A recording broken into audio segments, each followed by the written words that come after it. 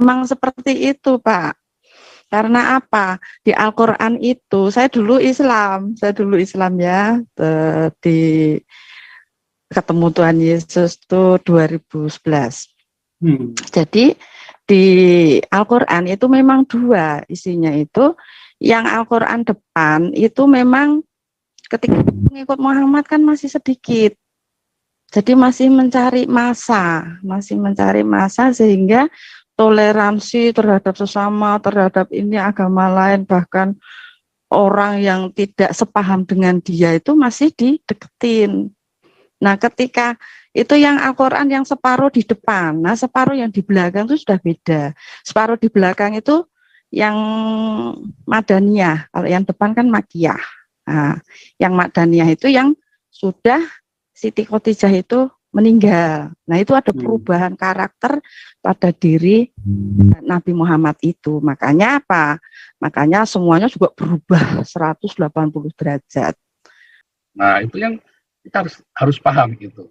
Beda dengan pernikahan. Bangsa itu beda dengan negara, itu beda dengan pernikahan.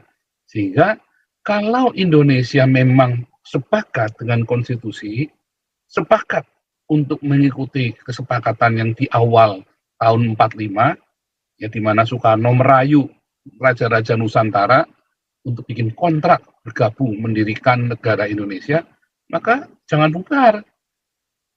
Masalahnya sekarang pemerintahnya nggak komit dan rakyat mayoritasnya justru sedang melakukan penindasan atas nama konstitusi, padahal konstitusinya salah. Maka itu harus dibubarkan, negara seperti itu. Harus dibubarkan, sama seperti perusahaan. Negara berhak membubarkan perusahaan atau membekukan perusahaan, melikuidasi perusahaan. Ketika perusahaan itu tidak sesuai dengan konstitusi, negara berhak membubarkan organisasi yang tidak sesuai dengan konstitusi. Nah sama, negaranya juga boleh bubar. Dan itu akan lebih baik daripada kita melihat dengan mata kepala sendiri, Papua ditembakin sama pemerintah Indonesia. Dibantai begitu di depan mata kita. Yang sampai ke kita itu hanya sebagian kecil. Oh ini OPM nembakin tentara. Lebih banyak korban tentara nembaki OPM daripada OPM nembaki tentara. Dan kita diam saja. Gereja bungkam 1000 bahasa. Tidak ada satu gereja pun yang berani menyuarakan ketidakbenaran itu. Cuman channel kita aja yang berani. Nah itu kan juga nggak benar. Terus berdoa saja. Nah itu salah. Disitulah salahnya gereja. Ya berdoa saja. Karena dia jadi takut. Berdoa saja. Iman tanpa perbuatan itu mati.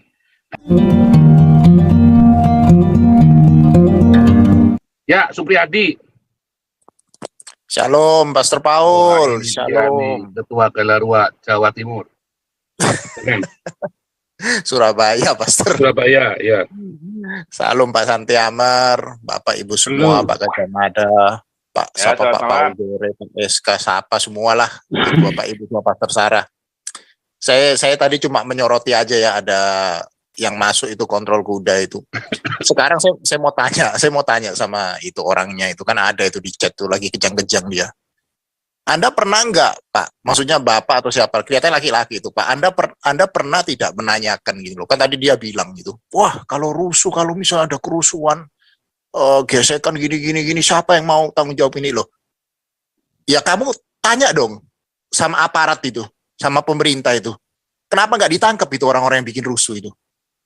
Nah, sama juga kan dengan kejadian yang di penutupan gereja lah atau apa ini. Gimana gitu loh, kok aparat nggak nindak gitu loh.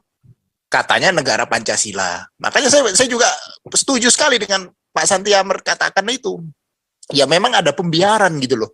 Selama ini gereja ditutup, terus katakanlah yang pelarangan ibadah ya sampai lompat, yang mana itu yang di Lampung itu ya si RT Wawan itu, si Wawan itu.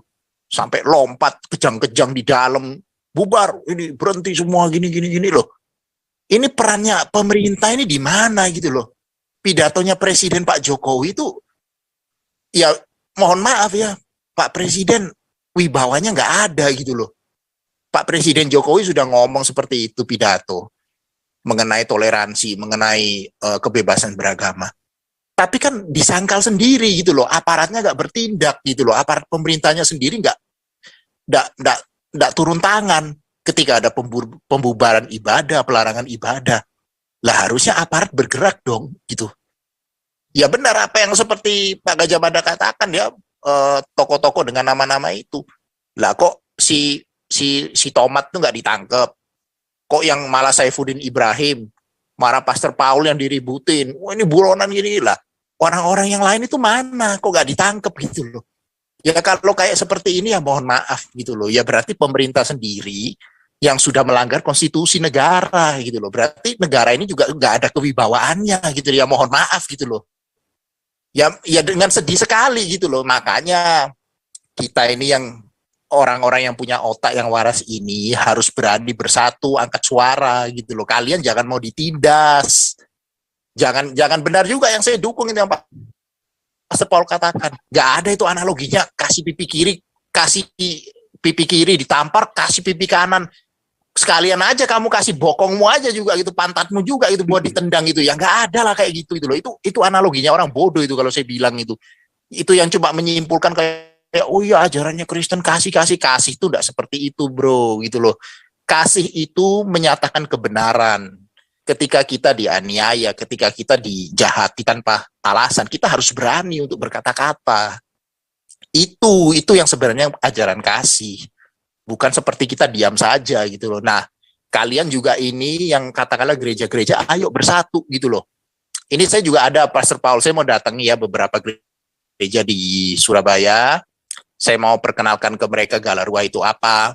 Dan saya juga berharap ya Pastor ya, minta doanya lah untuk misi inilah supaya kita bisa menyatukan suara-suara minoritas inilah, katakanlah suara-suara bukan minoritas, suara-suara nasionalis kalau saya katakan, yang masih cinta dengan negara kesatuan Republik Indonesia, yang masih ingin semangat Pancasila ini dikibarkan. Ayo kita berjuang gitu loh, kita lawan segala bentuk ideologi yang bertentangan dengan Pancasila gitu. Itu aja Pastor dari saya. Tuhan Yesus berkati ya. Terima kasih. Betul ya, jadi perjuangan kita bukan pertumpahan darah. Salah itu gereja-gereja ya. Kalau terus, kita harus kasih loh. Memperjuangkan secara verbal, berapologia, itu membela dengan verbal, termasuk jalur hukum. Jadi nggak ada yang salah. Justru ketika Anda diam saja, Anda salah. Ya, karena ketika hak konstitusi kita itu dilanggar, itu bukan masalah membela Kristen, tapi ini adalah bela negara, konstitusi yang dilanggar. Ya, kasih itu tidak bersuka cita karena ketidakadilan. Ya, Ibu Tumbar, Winarsi, lanjut. Mana nih Ibu Tumbar nih? Tumbar Winarsi, panggilan. Luar biasa nih. Wah, ini sudah setahun ya, dan nongol ya. Ini kayaknya ternyata nggak bisa ini ganti yang satunya. Ya, apa kabar semuanya? Salam Indonesia. Kalau saya, maaf mungkin beda sendiri. Mungkin yang lain mau bubar aja Indonesia. Bubar. Enggak, kalau saya pengen tetap ada kesatuan. Saya itu berdoa terus sebetulnya untuk bangsa dan negara juga. Doa saya yang Arab supaya diubahkan itu udah 5 tahun yang lalu, ternyata kejadiannya baru terbuktinya kan baru sekarang. Banyak yang istilahnya menjadi pengikut Kristus dan mereka sudah tahu kebenaran dan berdiri gereja-gereja, bahkan rencananya juga katanya kan di sana mau dibangun gereja terbesar termegah di seluruh dunia. Itu rencananya seperti itu.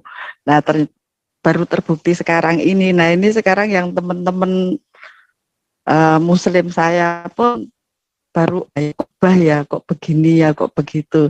Ya, makanya sekarang itu yang dicari itu yang damai sejahtera, nggak usah yang ribut-ribut melulu, tak gitu enak. Gitu. Nah, mengenai tadi ya, saya nanggepin yang Pak siapa tadi ya, yang bilang nggak itu kok di satu sisi itu tadi. Ya memang seperti itu, Pak. Karena apa? Di Al-Quran itu, saya dulu Islam ya, di ketemu Tuhan Yesus itu 2011. Jadi di Al-Quran itu memang 2 isinya itu. Yang Al-Quran depan itu memang Ketika mengikut Muhammad kan masih sedikit. Jadi masih mencari masa sehingga toleransi terhadap sesama, terhadap ini agama lain, bahkan orang yang tidak sepaham dengan dia itu masih dideketin. Nah, ketika itu yang Al-Quran yang separuh di depan, nah separuh yang di belakang itu sudah beda. Separuh di belakang itu yang Madaniyah, kalau yang depan kan Makiyah. Nah, yang Madaniyah itu yang sudah Siti Khadijah itu meninggal. Nah, itu ada perubahan karakter pada diri Nabi Muhammad itu. Makanya apa? Makanya semuanya juga berubah 180 derajat. Aturan secara hubungan dengan manusia pun, agama lain pun jadi kacau. Udah perangi isinya seperti itu, memang seperti itu. Jadi betulnya kita itu enggak mengkritisi apa ya, keyakinan tuh enggak. Cuman memang isinya tuh seperti itu. Tapi banyak yang tidak menyadari isi Al-Quran itu sendiri. Karena apa? Mereka tidak diajar untuk belajar apa sih artinya gitu. Kalau saya dulu waktu Islam itu, saya orangnya penasaran. Saya pengen ketika saya membaca Al-Quran, saya bisa ngerti artinya kalau saya. Tapi memang ajaran Ustadz, ya, yang penting hafal. Kamu hafal ini, hafal dari Al-Quran, dari Al-Fatihah sampai terakhir, nanti masuk surga, syukur bisa hafal semua. Nah itu loh yang iming-iming seperti itu. Nah itu yang dualisme tadi. Jadi kalau saya menanggapi tentang bangsa ini ya Pak Paul, yang memang prihatin juga. Karena apa? Ketika gereja-gereja diserbu oleh orang-orang radikal, oleh orang-orang yang istilahnya ngalang-alangi orang-orang agama lain beribadah, cuman Kristen, Katolik, bahkan di sini pernah kejadian tuh yang Hindu itu juga digeruduk istilahnya. Nah itu padahal ada polisinya juga. Itulah yang jadi prihatin tuh di situ gitu loh. Karena orang seperti itu harusnya kan, loh ini kan nggak benar, bubarkan ibadah orang lain. Loh, sebetulnya nggak benar karena ada itu tadi aturan dari undang-undang itu tadi kan dijamin. Tapi kenyataannya apa? Kenyataannya ya memang seperti ini. Nggak ada ketegasan dari pemerintah dalam hal ini memang. Nah, karena apa? Karena ya memang isinya harusnya ada screening yang misalnya masuk kepolisian tuh harus di screening bener-bener kayak zaman dulu itu kayaknya ketat banget gitu loh. Zaman-zaman tahun saya masih SMP itu masih bagus. Sekarang kan udah beda banget. Nggak cuma di kepolisian, di angkatan darat, di tentara, di angkatan laut, di angkatan udara pun sudah masuk itu kadrun-kadrun gitu loh. Jadi mereka mengembangkan sayap cepat sekali karena memang ada kelompok-kelompoknya itu. Kelompok teman saya tuh ada yang terlanjur masuk seperti itu, tapi sekarang udah sadar, sudah keluar dari kelompok yang kadrun-kadrun itu. Sekarang malah udah lumayan sih, udah nggak kadrun banget, cuman ya masih tak injili supaya hidup benar, enggak. Jadi dulu ya benci banget orang kayak saya, malek agama istilahnya, bola dicotak saya. Tapi sekarang udah enggak lagi gitu loh. Jadi memang orang-orang seperti itu dididik untuk apa? Untuk mempengaruhi yang lain. Syukur bisa nggait. Karena kalau nggait di kelompok mereka itu dapat duit itu. Dapat duit satu orang 25 juta lah, lumayan. Dapat dua orang udah 50 juta. Iya, itu ada apa ya namanya? Saya namanya lupa, cuman ada orang-orang yang ditugaskan seperti itu gitu loh. Kelompok apa namanya juga lupa saya. Teman saya sendiri. Itu ancamannya juga dibunuh dia. Makanya dia pindah gitu. Pindah kos aja sekarang udah nggak ngerti kemana. Karena apa? Ancamannya dibunuh, takut dia. Kalau ketahuan di mana itu udah bahaya. Makanya kalau yang hal-hal seperti itu loh yang menjadi pokok doa. Kalau saya mungkin karena terpanggil untuk berdoa, jadi saya berdoa untuk orang-orang yang sudah terlanjur masuk kayak kelompok yang radikal banget kayak gitu. Nah, dengan doa itu kan pasti Tuhan ubahkan juga bangsa ini pasti juga Tuhan tuh akan ubahkan. Karena kalau kita nggak berdoa untuk mereka lah siapa lagi, kan nggak mungkin toh orang-orang agama lain doain kita, pendeta-pendeta terus jemaat-jemaat seperti kita itu kan nggak mungkin gitu loh.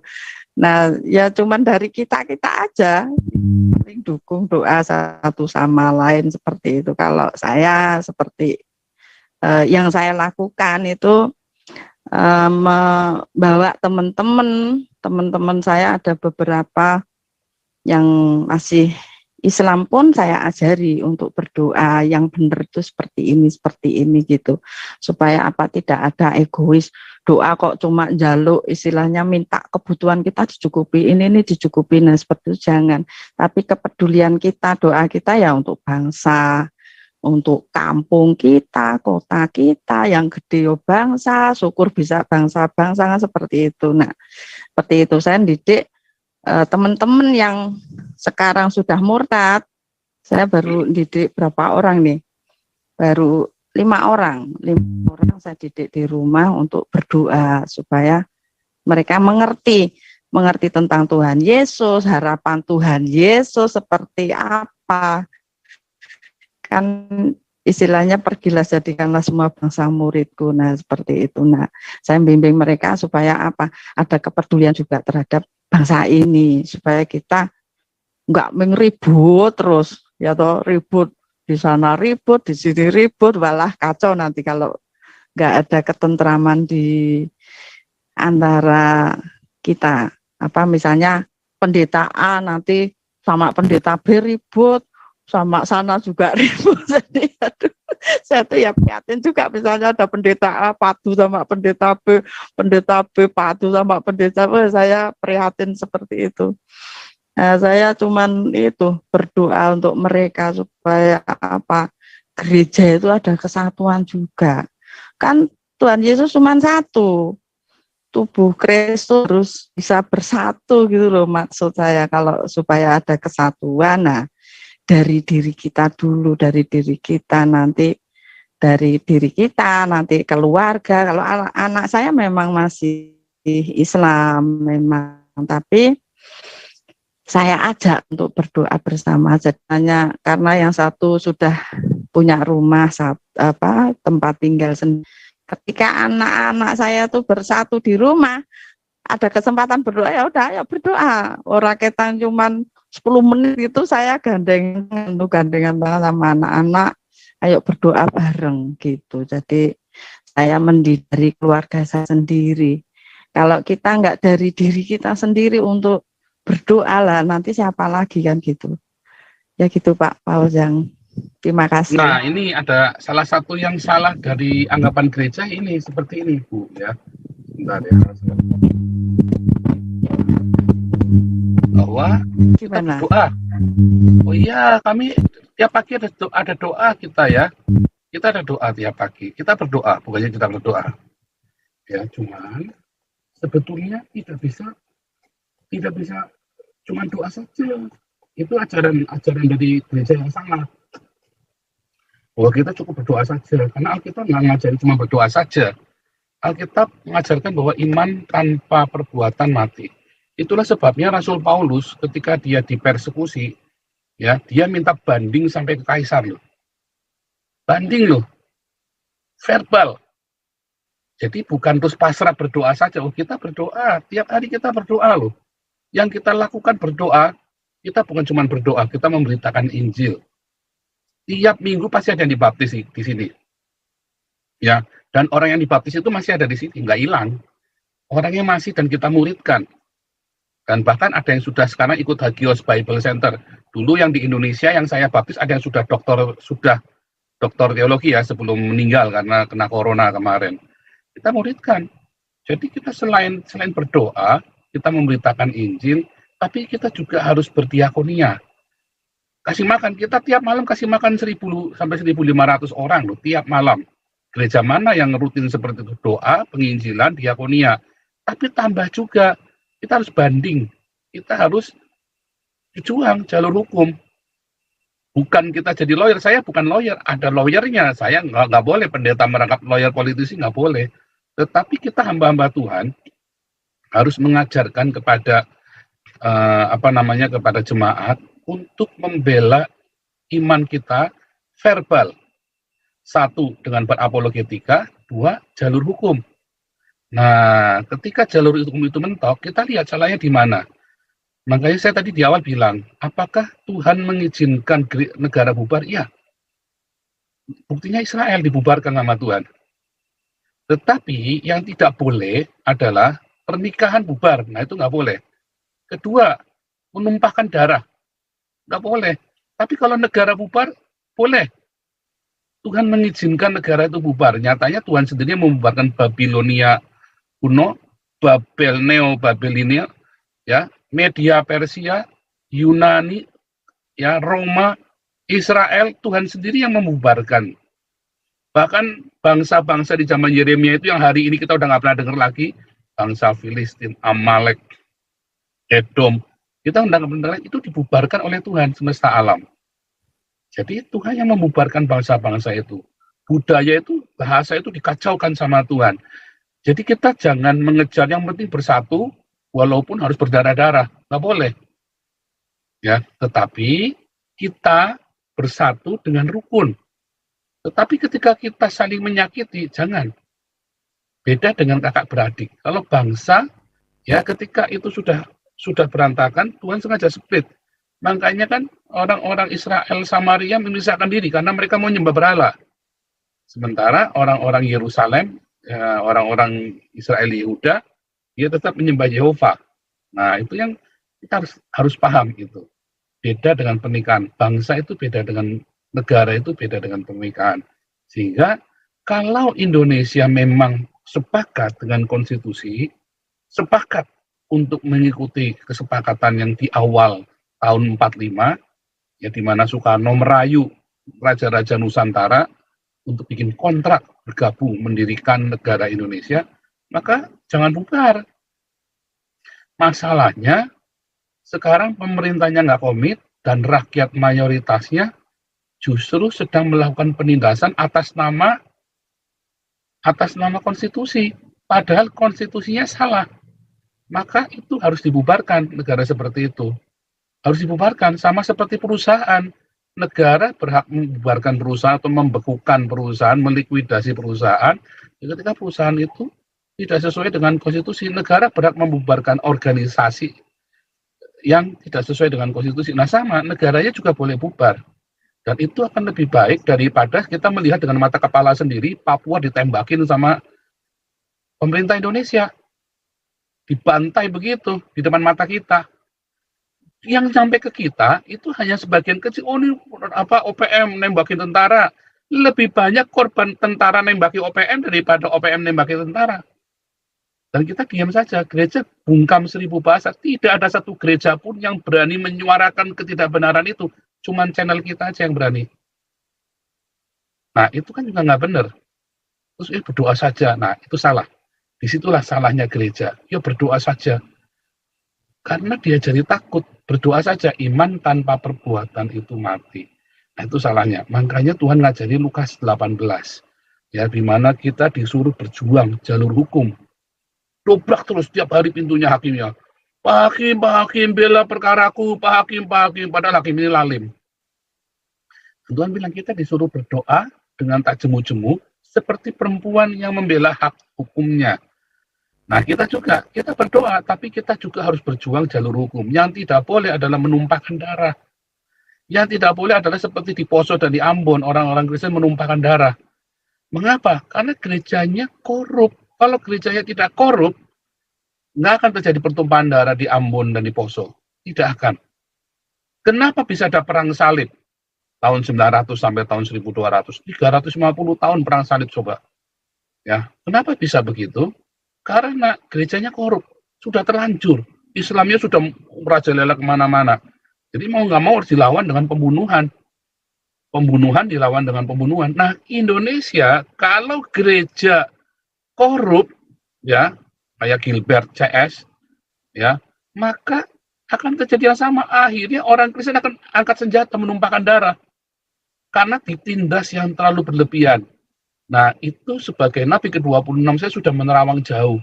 Itu nanti Indonesia ketika orang Kristennya mulai angkat senjata, itu lebih mengerikan daripada Indonesia bubar, dan itu akan terjadi karena ditindas dengan luar biasa sekali, dan akhirnya orang lawan kesadaran. Tetapi sebelum itu terjadi, saya ngajarin dulu, ayo lawan secara hukum, jangan lawan dengan pedang. Karena apa? Karena sebetulnya kayak Jenderal Dudung, begitu dia berani melawan FPI, diam FPI-nya, langsung bubar semua. Sama ya, ketika dulu gereja saya mau dibubar, ada orang Islam mau bubar di gereja saya, kebetulan majelis kami pemberani, dilawan sama dia, bukan dilawan kelahi, bukan. Tapi dia ngomong tegas, kami punya konstitusi. Dilawan sampai titik darah penghabisan dengan jalur konstitusi. Kita belum lagi jalur hukum, udah bubar. Contoh lagi, satu lagi, ya. Ada satu gereja di Semarang, saya nggak perlu sebut namanya ya. Dikerupuk sama FPI ya. Tetapi jemaat dengan seluruh komponen dalamnya kompak, pasang badan. Kalau kamu bisa sediakan, jadi jemaatnya ini kan dari kampung-kampung nelayan yang sekolah gratis di gereja ini, sekolah gratis. Kemudian FPI dari Jakarta datang gerbek minta dibubarin.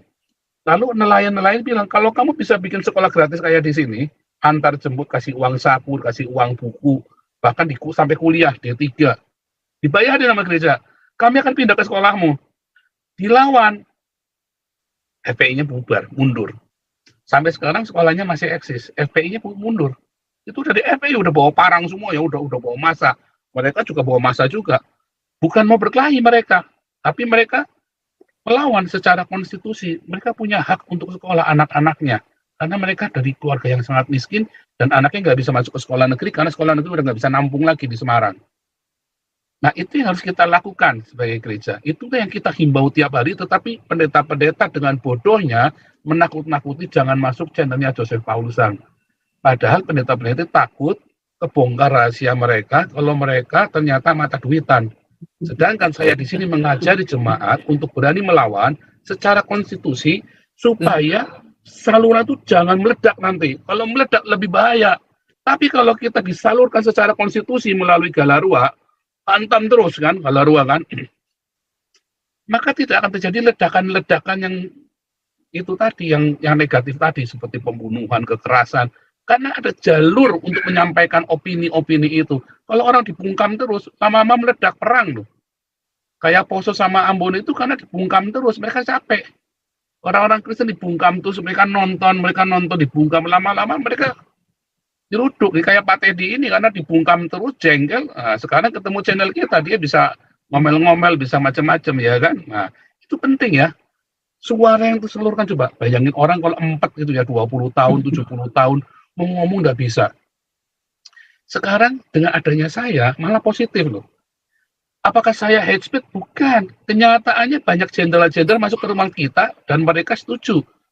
Mereka tahu tujuan saya, bukan untuk melakukan pembunuhan, tetapi untuk menjadi saluran suara, bicara, unek-unek dilepaskan semua, dan pemerintah bisa dengar tanpa bisa nangkap saya yang punya channel. Kan yang ditangkap yang punya channel kan? Kalau orang-orang di dalamnya Anda nggak bakal ditangkap. Yang penting Anda jangan terus ngomong yang enggak, cukup saya saja. Tapi ketika saya ngomong, itu kan menjadi, wah, Anda kan mantap sekali itu kan rasanya kan orang-orang di itu kan.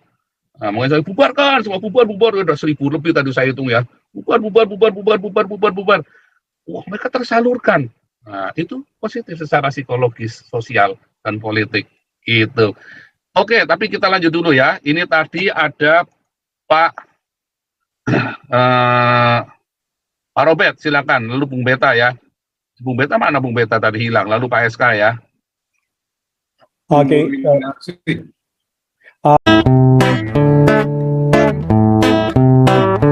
Kau bilang kau menang debat, lawan domba yang sesat. Kau bilang banyak yang tobat. Thank